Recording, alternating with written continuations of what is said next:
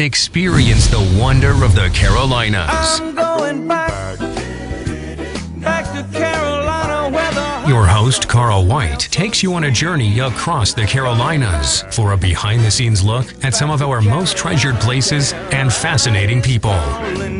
Hey, I'm going back to Carolina where the... You'll see special points of interest, the region's natural beauty, local food and entertainment, and the personalities that make up the rich fabric of the Carolinas. I'm going back. Experience the wonder. Experience life in the Carolinas. It's calling me.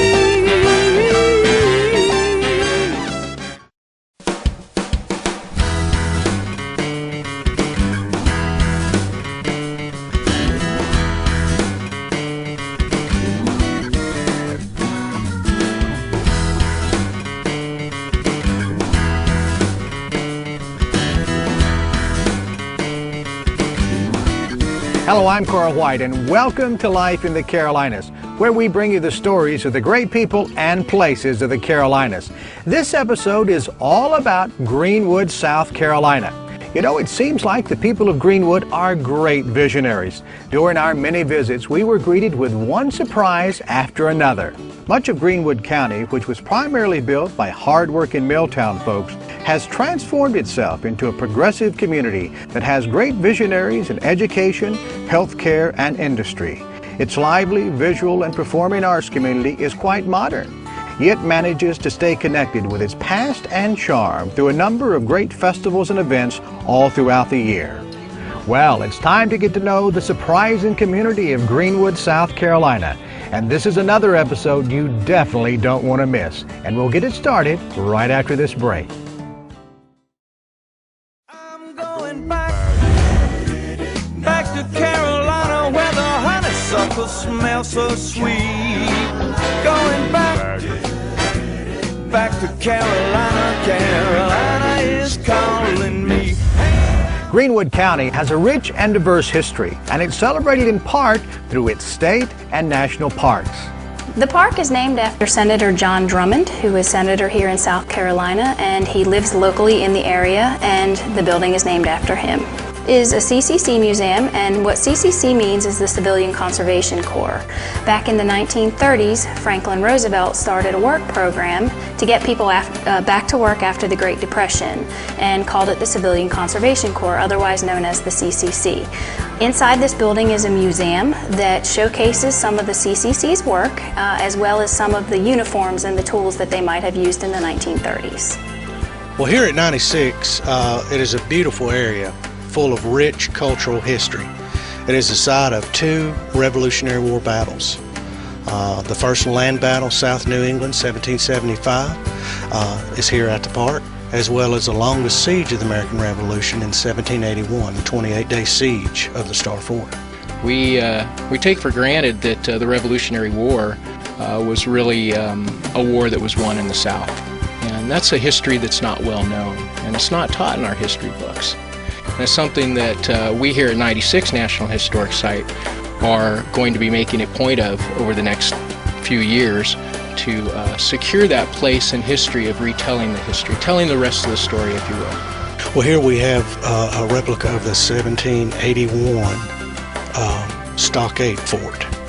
And visitors can go inside. We do a lot of living historians come in. We do a lot of special events and things. Here we have the Logan Log House. During our special events, it serves as the Black Swan Tavern, because taverns would have been quite common in the backcountry. And you'll have a lot of our living history reenactors here during our special events. And it is an original structure, but not original to the site. Greenwood County had many textile and mill operations. Ware Shoals and 96 are among towns that were built around this important part of history. One of the greatest assets of this town, both from a historical point of view and even today, has been the Saluda River. It's a beautiful natural resource, and to be honest with you, it was because of the Saluda River and hydroelectric power and the potential for it that Ware Shoals became a town at all. There was no town here before 1902. It was the idea of Mr. Nat Dial of Lawrence County to put a textile mill on the river, and he went north and found Mr. Benjamin DeWitt Regal, and Mr. Regal came down in 1905 and bought him out and finished the construction of Wearshow's manufacturing company, the village hydroelectric plant, and all that went with it. Dr. Benjamin E. Mays was a monumental figure in American history. He was an advisor to presidents, and he was a close friend and mentor for Dr. Martin Luther King, Jr. Learning about this famous and distinguished son of Greenwood was a truly rewarding experience. Benjamin Mays was born in Greenwood in 1894. He became one of the most distinguished Americans of the 20th century. He's known for being president of Morehouse College for 27 long years. He was an advisor to 3 presidents, President Kennedy, President Johnson, and President Carter. And he was an advisor to, a mentor to Dr. Martin Luther King. The Benjamin E. Mays home was moved from its original location in Epworth in 2004 to this site, which is the Gleams property. The home that Dr. Mays was born in contains 4 rooms, has a living room, and the master bedroom, which was his parents' room, and then the second bedroom is where the boys slept. There were 5 boys. Then it has a kitchen, and then the site was developed to where they built this museum in 2006 to look like a barn, but it's a modern building inside. And then the third building on site is the original Burn Springs school from the Epworth area, which was the area that Dr. Mays grew up in. It's not his school, but it's one just like his school. When Dr. Mays took Morehouse College in 1940, and Martin Luther King came into the college in 1944 as a high school 15-year-old, and he graduated in the class of 48. And Dr. King came into the college to become a lawyer, but every Tuesday Dr. Mays would preach to the students, and Dr. King was always there, and he would hang around after the sermon and talk to Dr. Mays about it, and Mays would invite him to his office, so they became very close. That's the life of Dr. Mays. He said one time to some students at Morehouse College, he says, "It's not your environment, it is you. The quality of your minds, the integrity of your souls, and the determination of your wills that will decide your future and shape your lives." And oh, that is so classic of Dr. Mays, how he was, just through sheer determination, he was able to go on to become someone great in this country. Well, Greenwood County certainly has an interest in history, but just wait. You won't believe all that Greenwood County has today for its citizens and visitors. I'm going back to Carolina, where the honeysuckle smells so sweet. Going back to Carolina, Carolina is calling me. Greenwood is certainly serious about providing a great experience for everyone in the region. And that's yet another reason Greenwood is a true treasure of the Carolinas. Greenwood has a wonderful quality of life. There's many, many things for you to do to stay entertained. It's a great place for a family. Greenwood has the progressive environment of a larger city, so it kind of has a big city feel, but we also have a small town charm that we think visitors from bigger places will enjoy. All of the events and activities held here in the city of Greenwood are the result of team effort from the city of Greenwood, employees, the various departments, so we pull together and help host wonderful events for our entire community. Some of the activities include our premier event, the Festival of Discovery. This is a blues and barbecue event that is award-winning and known throughout the Southeast. Working for Greenwood.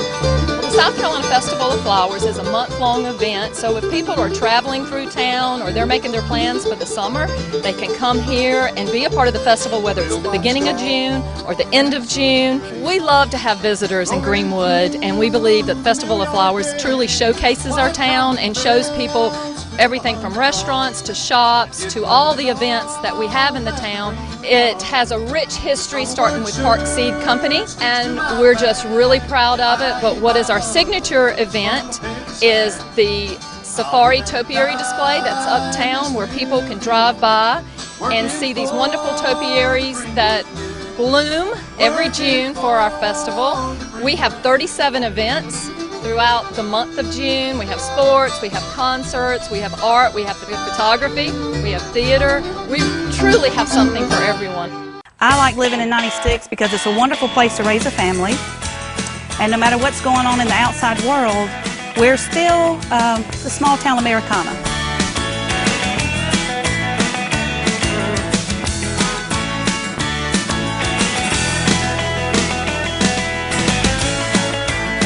Within the last several years, we have established the Festival of Stars, Katichi Fest, the History and Ghost Walk, Masquerade on Main. We have established several events, and it's not a one-person town. It's all the organizations working together, making these events happen. If it weren't for our volunteers, we couldn't do it. If it weren't for our organizations, we couldn't do it. If it wasn't for the mayor that we have now, we couldn't do it. Town council is behind us, as well as county council. So everything that we do involves everybody to make it a success. We have some attractions here that other small communities would love to have, such as the Lake Greenwood, such as the national park that we have here in 96. An excellent school system that we have, and the quality of life is just superb. I would be partial to that because I have been here for 69 years, but it's a friendly town. One of the things about Greenwood is we all are focused on growing. You know, you look at some communities that they don't really want to grow much. In Greenwood, we've always wanted to grow. We're committed to growth. We want it to be smart growth, but you'll never see anyone walking around saying, we don't want you here. We want you here in Greenwood. We want businesses. We want people to grow, move down here. You know, and I think it helps to have that spirit because everyone gets along. You know, I work well with the chairman of the county council. You know, it's a real team spirit here. You know. There are many artists in our local and regional area, and having a space like this gave them a venue. It gave them a face to the community, whereas before they would have maybe small studios or small art openings. Now there's a home. And on a daily basis, we are open to the public and exhibiting art by our local artists, by our regional artists, statewide, and we've gone beyond the state at this point. I think for Festival of Flowers, we had one artist from California, so we're breaking all of those barriers. Well, my family and friends and I love to enjoy Lake Greenwood. My family owns a lake house there and has for years, so we like to spend weekends out riding the boat around Lake Greenwood. We like to see people out sailing, kayaking, fishing, and all other sorts of activities on the lake.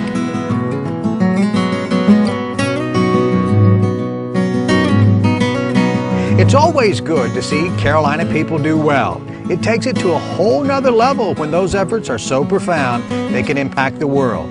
You'll soon see that's exactly what's happened in Greenwood. I'm going back to Carolina where the honeysuckle smells so sweet. Going back to Carolina, Carolina is calling me. Good medical and education accessibility are imperative for a growing region, and Greenwood is a shining example for many reasons. A lot of people come in from the outside and are pleasantly surprised to find a medical center of this magnitude in a community the size of Greenwood. We have just about every medical specialty represented here, so it is a big part of our Greenwood and our 7-county region that we serve. So we're very proud of that, and I think you can trace that back to the vision of Mr. James Self, who founded the hospital in 1951. Yeah, we have a lot of great services here, a lot of specialties. Our mission here at Self Regional is we bring advanced care closer to home, and we've really taken strides to make that happen. We have a brand new cancer center that we just opened this spring. That includes our infusion area where chemotherapy is administered. It includes our medical oncology area, and it also includes our radiation oncology area for cancer patients. We have the brain suite, only one of 4 in the entire nation. Very advanced spinal and neurosurgery procedures are performed in our brain suite, only 10 worldwide. So Very exceptional care we offer here at Self Regional Healthcare. Great orthopedic care, great vascular surgery. We have a neonatal intensive care unit. We have a lot of advanced services, especially when you consider the size of our community. Another great visionary in Greenwood County is Dr. Roger Stevenson of the world-renowned Greenwood Genetics Center. Well, the facility in Greenwood came about because of just a number of circumstances sort of falling together at one time. I was invited to come by Greenwood to visit a friend, and the friend had lying in wait the Self Family Foundation, and they basically said, if you had everything in life that you wanted to do the genetics work that you want to do, would you do it in Greenwood? And that was an offer I couldn't turn down, so I stopped interviewing at medical universities and concentrated on Greenwood from that point. This institution is recognized worldwide, and not so much because of me, but because of the faculty here. We have Dr. Charles Schwartz, for example, who heads our research program, who's just an international authority on the genetics of intellectual disability, brain function. Dr. Everman is an authority on skeletal disorders, and so I think the faculty has brought to us considerable visibility, not only on a statewide front or national, but internationally as well. I don't know if it comes in with that textile background where folks were raised with a strong work ethic, but Greenwood's workforce wants to work, and that's important. They are committed, to putting in the hours that they are needed. And I think it says a lot, too, that Piedmont Technical College is here. They provide just an amazing leadership and the training that is needed, and are ready to diversify their offerings to meet the demand of a new manufacturing facility. I provide an opportunity to transform lives. The most fulfilling aspect of my job on a daily basis is that I represent an institution where everyone has a chance to do something with their lives. And I'm here at Piedmont Tech with just over 5,000 students. And the unique quality of the technical college is that everyone who walks in our doors, there's something for them. We can help them. Wherever their lives may be, we can take them from that point to where their lives, to what they want to become. And that's a unique opportunity when you know that every time you are interacting with a student, there is something that you have to offer them that can change their lives. At Lander University was landlocked. They needed to grow. They were growing in student size, but all their sports facilities were on their campus, and they needed that land to grow dormitories. And so they saw an adjoining tract of land, a 20-acre tract of land that had a dilapidated strip mall on it. And they purchased that property and have now demolished that and have built just a state-of-the-art recreation facility with baseball fields, softball fields, tennis courts, soccer. And it's on the main gateway into our community. And City Council saw that vision, and we financially committed to that project, and will continue to seek partnerships with Lander University. When Sam Lander started this university 130 or so years ago, higher education was really not available to women. It was one of the first schools in this country to offer chemistry and biology and English and history to women. And the tradition of being an institution that starts things and does things for the first time, I think that tradition has continued. The standards by which this institution lived by certainly are, if you come to Lander, we have certain expectations. Those expectations have been here for a long time. My closing statement to Greenwood would be, this is a wonderful place to live. There can't be a better place to raise a family than in Greenwood, South Carolina. It's the perfect place to raise a family. You've got great public schools, you've got great outside facilities, you've got parks, restaurants, all the shopping you need. This is the perfect place to live. Well, folks, I think you can see why we enjoyed sharing Greenwood County with you. What a great experience and what wonderful visionaries. Folks, you know we're always looking for great story ideas. And if you have one, we'd love to hear from you. You can send them to storyideas@lifeinthecarolinas.com, just like Kelly did. Well, one day I was watching an episode of Life in the Carolinas that I think was the Balloon Festival in Statesville, North Carolina. And I thought, you know, there'd be no reason why Greenwood shouldn't be on there. So at that point, I think I sat down right then and I sent an email to your crew and asked if you'd consider coming here. And then we invited you to come, and you saw for yourself that it was worthy of an episode. Thanks, Kelly. Well, folks, this episode has come to an end. We'll see you again next time when we bring you more of Life in the Carolinas. I'm going back to Carolina where the honeysuckle smells so sweet. Going back to Carolina, Carolina is calling me. Hey, I'm going back to Carolina where the panthers and the bobcats roam. From that Blue Ridge haze to that Myrtle Beach days, Carolina